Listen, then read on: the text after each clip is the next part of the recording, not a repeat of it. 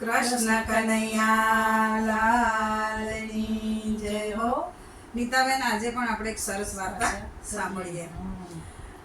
એક ધોબી હતો. ધોબીનું કામ કપડાં ધોવાનું. એટલે એ નદીના કિનારે એક પથરો મૂકેલો અને ત્યાં કપડાં ધોવે.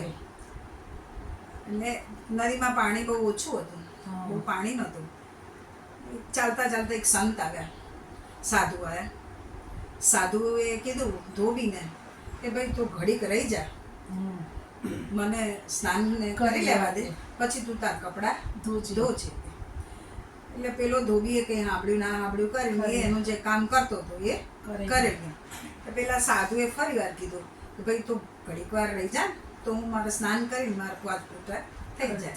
તું કપડાં ધોય ને તારા છાંટા ગંદામાં ઉડે તો મારે ફરી સ્નાન કરવું પડે, 5 મિનિટ રહી જા. પેલો ધોબી બગડ્યો કે તારા જેવા તો કેટલા અહીંયા આવે છે, મારે તો મારું કામ ક્યારે કરવું પછી. એટલે કે હું તો રોકાઈશ નહીં, તારે કરવું હોય કર, ના હોય તો ના હોય તો બીજે જતો રહે. એમ કરીને 2 જણા માથાકૂટ કરતા હતા.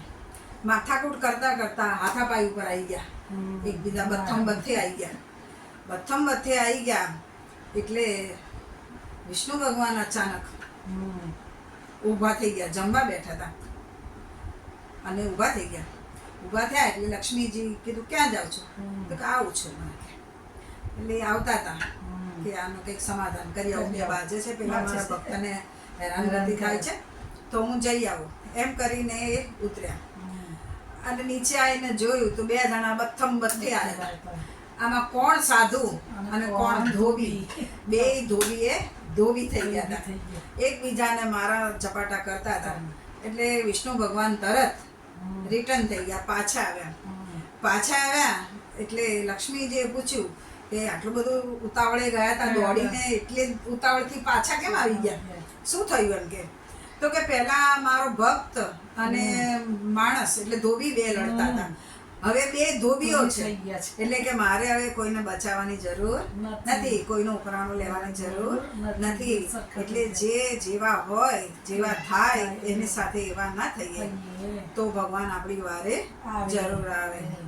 કૃષ્ણ કનૈયા લાલની જય હો.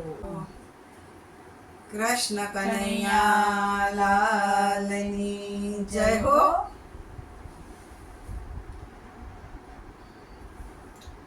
નામ રૂપી નૈયા કરો, ભવસાગર પાર કરો.